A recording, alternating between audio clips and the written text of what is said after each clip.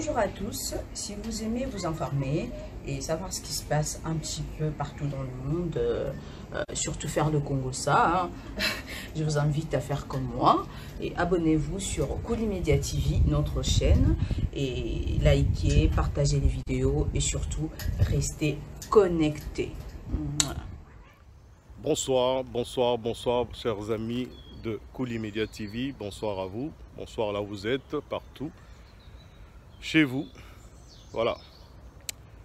Je viens un petit peu aujourd'hui intervenir sur un petit sujet que j'ai vu sur les réseaux sociaux qui me dérange un petit peu.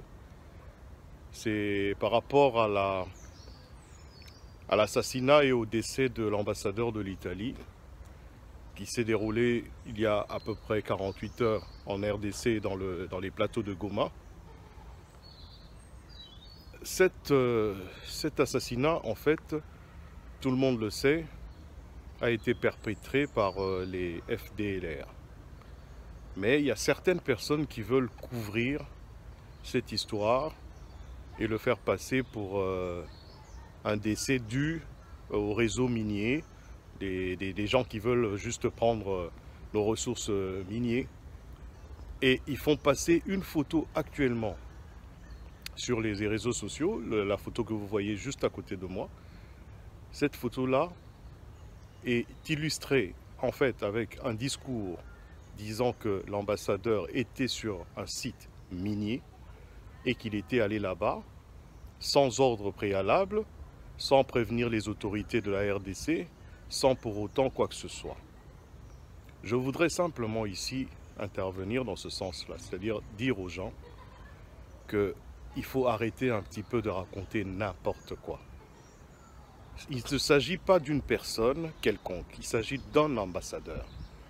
Un ambassadeur ne se déplace pas dans une zone de guerre, parce qu'on doit appeler ça comme ça, une zone de guerre, sans pour autant avoir un dispositif au préalable pour sa sécurité.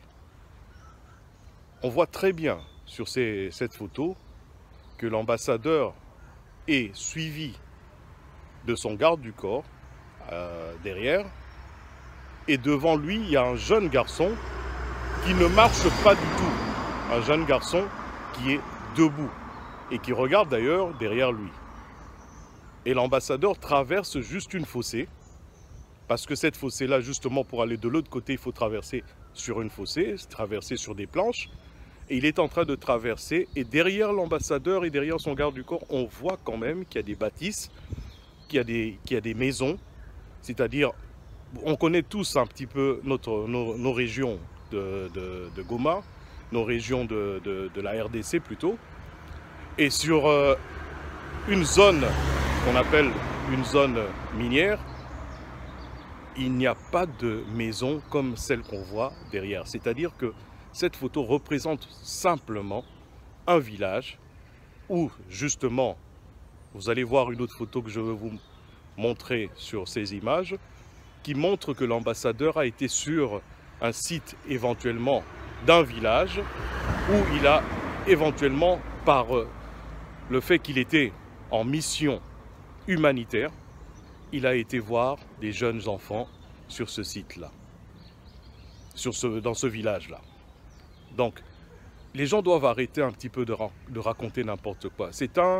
On peut tous dire on peut dire ce qu'on veut. Moi, je pense que si au préalable les gens disent voilà, c'est un crime organisé par telle ou telle personne, ok, on verra bien ce qui va en venir des investigations et des enquêtes qui vont suivre. Mais là, je ne pense pas qu'on doit dire, voilà, cet ambassadeur s'est déplacé sans au préalable prévenir les autorités ou quoi que ce soit, officieusement, hein, à son propre... voilà. Non, on ne peut pas dire ça. Il faut qu'on sache simplement que voilà, il y a des choses, des exactions qui se passent dans une zone chez nous en RDC, et ces exactions-là font que ce coin-là n'est pas sécurisé. Ok. Il se pourrait aussi que cet ambassadeur a été simplement l'objet d'un guet-apens. Et que les gens justement savaient qu'il allait se déplacer dans cette zone-là et qu'ils ont simplement préparer un coup pour éventuellement faire porter le chapeau à nos dirigeants. Si je dois dire les choses comme ils sont, à nos dirigeants, ou même à lui-même, le président de la République, Tshisekedi, on veut lui faire porter le chapeau. Pourquoi? Parce qu'en ce moment, actuellement, vous savez que ça bouille de partout. Hein. On a carrément le président, l'ex-président Kabila qui est parti de la RDC pour peut-être une mission aussi, ou alors une visite quelque part à Dubaï ou je ne sais pas où. Et on fait passer cette visite-là où, comme quoi, voilà, le président a fui. L'ex-président a fui. Tout ça, c'est des choses qui se passent simplement. Parce que imaginez-vous, hein, soyons un petit peu clairs dans les choses. Imaginez-vous Kabila quitter le territoire du sol congolais avec un avion sans avoir des autorisations. Est-ce que cela peut-il être possible? Si c'est possible, cela voudrait dire simplement que l'État n'existe plus chez nous. Les institutions n'existent plus. Parce que moi, je n'imaginerais pas qu'un avion puisse survoler le territoire congolais sans avoir au préalable demandé des autorisations.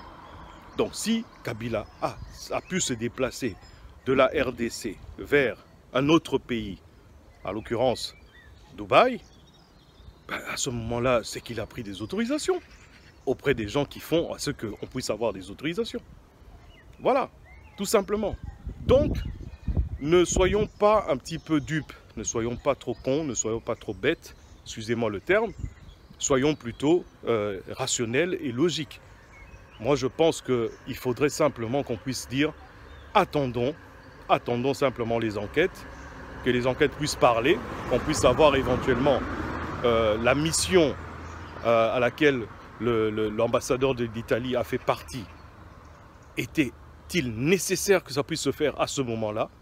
Ou alors, qui a demandé à ce que cette mission-là puisse se faire avec un ambassadeur à bord d'un convoi qui va traverser des zones de guerre? Voilà, à ce moment-là, on pourra savoir éventuellement ce qui s'est passé. Personne, à l'heure actuelle, ne peut dire ou ne peut prétendre dire, voilà, il s'est passé telle ou telle chose. Entre autres, des photos comme celle que je vous ai montrée, disant que voilà, l'ambassadeur n'est pas parti là-bas en mission et qu'il est parti là-bas pour je sais pas, nos mines à nous, ou je sais pas, nos produits, je sais pas, voilà. Excusez-moi vraiment parce que ça me dépasse un petit peu le fait que les gens disent n'importe quoi et racontent comme information justement n'importe quoi aux Congolais et au reste du monde d'ailleurs. Parce qu'il n'y a pas que les Congolais qui suivent ce genre d'informations. Il y a plusieurs personnes parmi nous qui ne sont pas Congolais qui suivent ces informations-là aussi.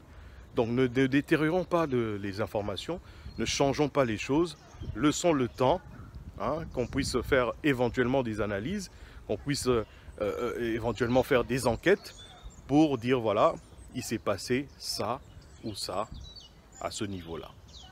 Voilà un petit peu ce que j'avais à dire au sujet de cet ambassadeur-là. Il se fait que bon, ça dérange un petit peu au niveau international beaucoup de personnes, mais il y a un côté négatif et un côté positif par rapport à cette histoire. Le côté positif, négatif, c'est ce que je viens de dire. Par contre, le côté positif, c'est plutôt le fait que c'est une zone.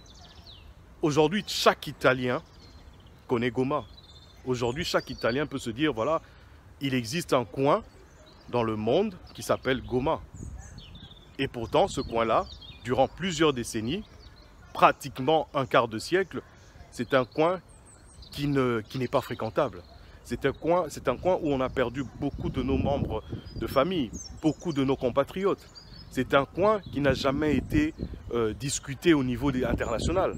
Aujourd'hui, je pense que les choses peuvent bouger parce qu'il y a eu simplement la mort d'une seule personne. Et malheureusement, c'est l'ambassadeur de l'Italie. Donc, pour nous, c'est un petit peu ce petit côté-là qui fait que peut-être, on va vraiment toucher du bois, peut-être que ça pourra faire changer les choses et que finalement, nos compatriotes qui habitent dans ces coins-là pourront se retrouver un jour sans pour autant avoir des problèmes, sans pour autant avoir des guerres, parce que je pense que les choses pourront bouger peut-être. Vraiment, on a l'espoir que les choses puissent bouger de ce côté-là, parce que il y a des gens qui sont à Kinshasa, peut-être qui savent très bien qu'il y a, mais qui continuent à s'amuser, qui continuent à bouffer l'argent de l'État, qui continuent à faire. On a l'armée est là, mais pour quelle situation cette armée-là est basée chez nous? Enfin, notre armée, il fait quoi? Notre armée fait quoi? On vient de voir 1600 soldats qui ont été envoyés à Lubumbashi. Pour quelle raison? Apparemment pour sécuriser. Sécuriser quoi? Quelle situation? Qu'est-ce qu'on nous cache? Qu'est-ce qui est en train de se faire? Voilà, chers amis, un petit peu ce que j'avais à dire sur notre chaîne d'excellence, comme d'habitude, Cool Media TV. Donc, c'était juste pour apporter une petite précision par rapport à cette photo-là qui circule depuis un certain moment sur les réseaux sociaux, depuis hier d'ailleurs, sur les réseaux sociaux. Et ça m'a fait tellement bizarre que j'ai voulu éventuellement vous raconter ce que moi je pense par rapport à ça. Ok.